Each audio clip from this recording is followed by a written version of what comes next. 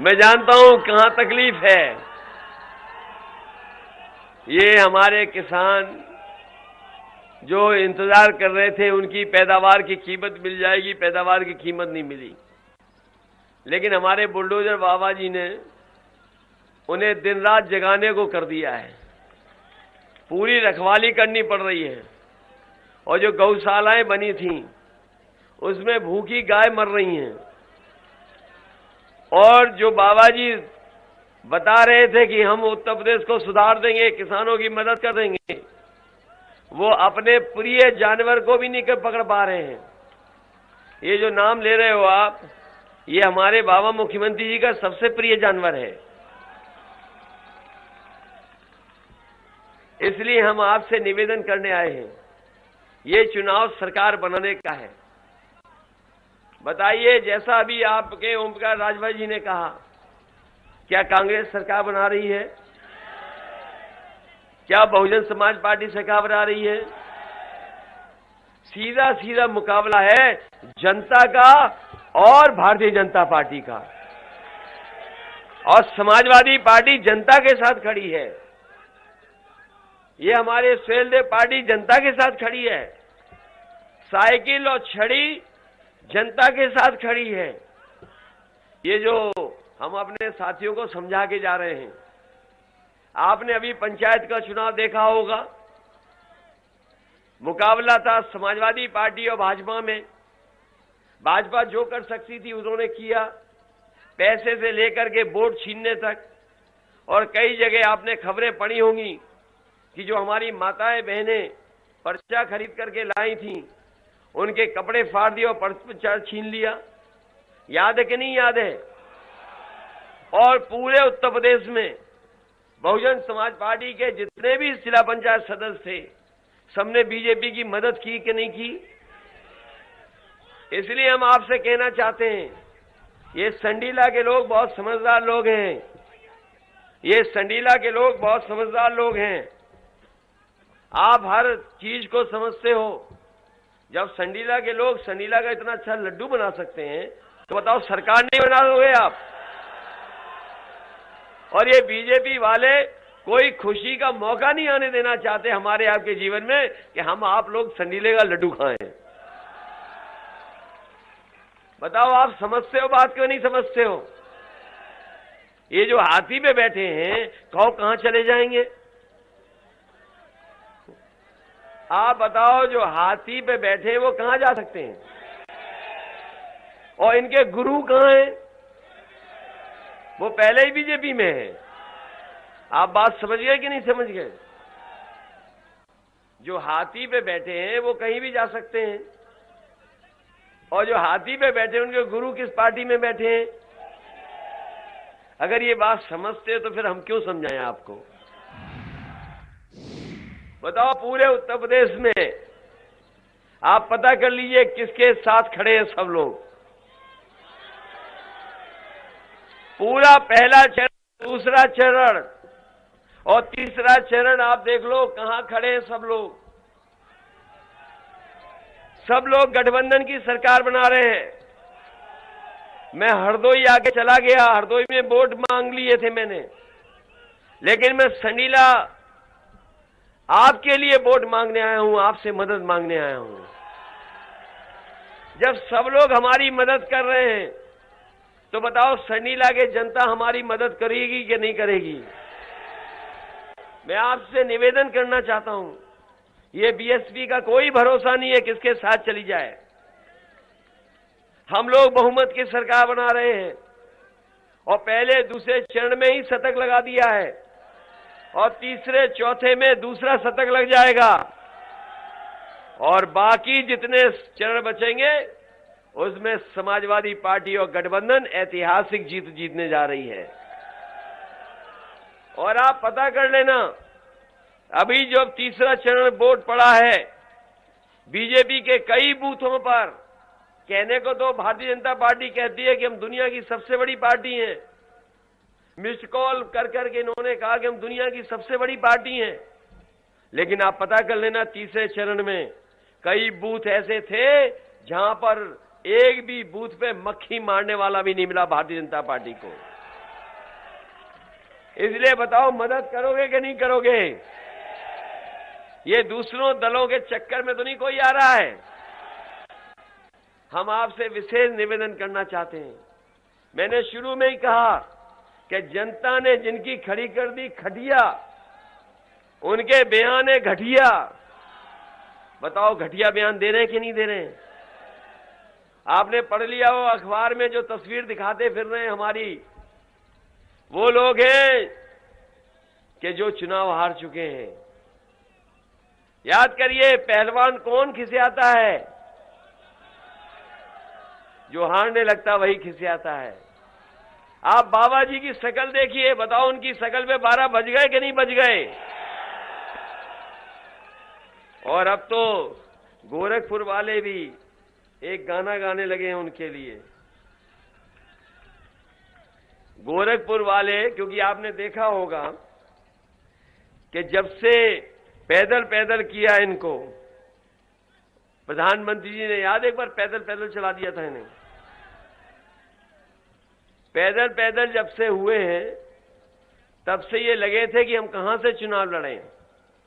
पहले कह रहे थे हम यहां से चुनाव लड़ेंगे, फिर कह रहे थे यहां से चुनाव लड़ेंगे, फिर कह रहे थे यहां से चुनाव लड़ेंगे। लेकिन जनता ने बताओ कहां भेज दिया इन्हें? उन्हें अपने घर भेज दिया कि नहीं भेज दिया? और सुनने में आया है कि 11 तारीख की हवाई जहाज की टिकट भी खरीद ली है उन्होंने। जो जाने वाला है उसे और धक्का मार दोगे कि नहीं मारोगे? इसलिए संडीला के हमारे सभी किसान भाई, सभी नौजवान साथी, सभी माताएं बहनें, मैं आपसे विशेष निवेदन करने आया हूं। जब 2012 में आपने जिताया था, सरकार बनी थी, याद है कि नहीं याद है? आपने 12 में जिताया, सरकार बन गई। इस बार 22 में जिता दो, सरकार आपकी बनने जा रही है। आप आसपास पता कर लो माहौल है पार्टी के पक्ष में कि नहीं। आप मलियाबाद पता कर लो कौन जीत रहा है, और आप पता कर लो शाहजहांपुर में कौन जीत रहा है। आप पता कर लो बरेली में कौन जीत गया। आप पता कर लो इटावा में कौन जीत गया। और कल ही हमने वोट डाला था, अपने हाथ पर साइकिल की बटन दबाई थी, लेकिन आप लोग छड़ी को, बटन को दबा करके यहां पर समाजवादी पार्टी और गठबंधन प्रत्याशी को जिताने का काम करना। इसलिए मान लें कि सुनील रघुवंशी जीत के जा रहे हैं, और जीत के जाएंगे तो इनकी मदद करने का काम हम लोग करेंगे। यही संडीला क्षेत्र है जहां पर हम बड़े बड़े कारखाने लाने का काम कर रहे थे। जब समाजवादी सरकार थी तो सबसे बड़ा कारखाना यहां लगाने का काम समाजवादियों ने किया। ये ऐसा कारखाना है जो पूरे देश में और एशिया में इससे ज्यादा बड़ा उत्पादन कोई नहीं कर पा रहा है, वो यहां पर बनाने का काम समाजवादियों ने किया है। हम आपको भरोसा दिलाते हैं, ये संडीला में हम जहां कारखाने लाएंगे वहीं एक ट्रेनिंग इंस्टीट्यूट भी बनाएंगे। और ट्रेनिंग इंस्टीट्यूट इसलिए बनाएंगे कि जो हमारे नौजवान हैं 10वां पास, 12वां पास या कोई और डिग्री कर ली है उन्होंने, उनको वहां पर ट्रेनिंग करा करके कम से कम 6 महीना 3 महीने की ट्रेनिंग करा करके उन्हें यहीं पर नौकरी और रोजगार दिला दें। और इसलिए हम कह रहे हैं कि इधर चीजें बदली हैं, इधर चीजें बदल गई हैं। हमारे नौजवान जानते होंगे कि चीजें बदल चुकी हैं। आज मोबाइल से सब जानकारी हासिल है, तमाम लोग इसके माध्यम से कारोबार कर रहे हैं, बहुत सारे उद्योग इससे लाभ उठा रहे हैं। आज हर चीज मोबाइल पे चली जा रही है और मोबाइल के माध्यम से हम सूचना हासिल कर ले रहे हैं। इसलिए समाजवादी पार्टी ने तय किया, और पहले भी किया था समाजवादियों ने, आप लखनऊ में जाकर के देख लें, SCL का सबसे बड़ा ट्रेनिंग इंस्टीट्यूट लेकर के आए। वहां पर बड़े बड़े जो पढ़े लिखे हैं, जो लाखों लाख महीने की नौकरी पाते हैं, वो आज वहां लखनऊ में ट्रेनिंग कर करके औरों को ट्रेनिंग दे करके रोजगार दे रहे हैं। इसलिए IT के क्षेत्र में जो बदलाव आया है, काम करने के क्षेत्र में जो बदलाव आया है, इधर लैपटॉप, मोबाइल, चीजें बदल गई हैं।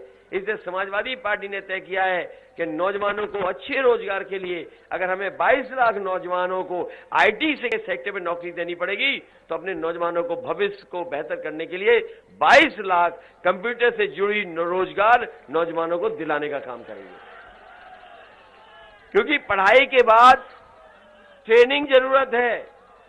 पढ़ाई के बाद अगर ट्रेनिंग नहीं करोगे तो रोजगार नहीं मिलेगा। आज के जमाने में हम कितनी भी अच्छी पढ़ाई कर लें, लेकिन अगर हम ट्रेनिंग अच्छी नहीं करेंगे तो हमें रोजगार नहीं मिलेगा। इसलिए संडीला इंडस्ट्रियल एरिया को और बड़ा कर करके और कारखाने उद्योग लाने का काम करेंगे और साथ ही साथ एक ट्रेनिंग इंस्टीट्यूट बनाएंगे कि अगर हमारे बच्चे ट्रेनिंग कर लें और फैक्ट्री के लोगों को कैसी नौकरी की जरूरत है उसी तरह की ट्रेनिंग दे करके उन फैक्ट्री में उनको नौकरी और रोजगार मिल जाए, उस दिशा में समाजवादी लोग काम करेंगे। इसलिए मदद करोगे कि नहीं करोगे?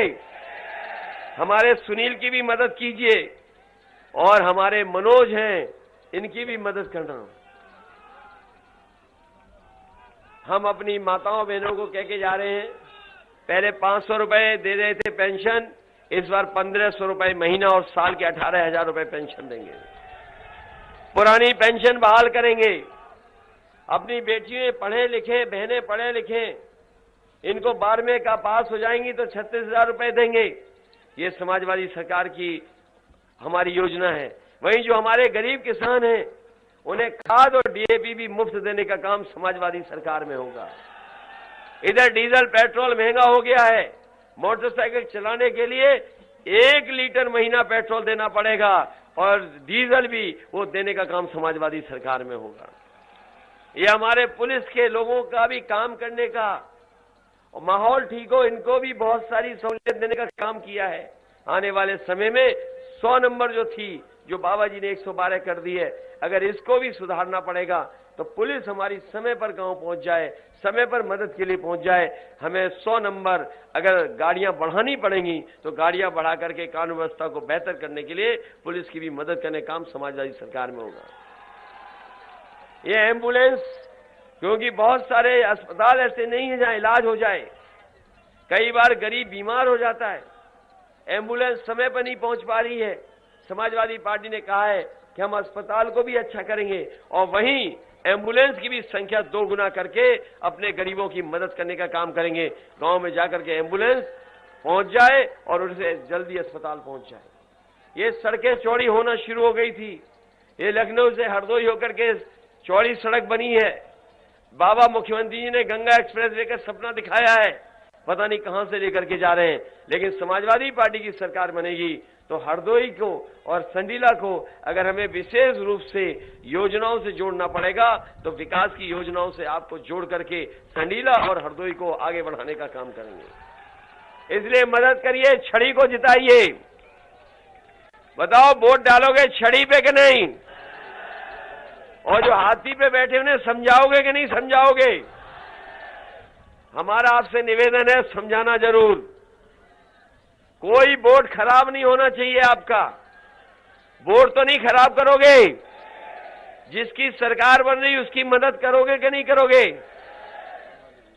और उनके गुरु हैं जानते हो बीजेपी में, इसलिए हमारी मदद करना। बहुत बहुत धन्यवाद।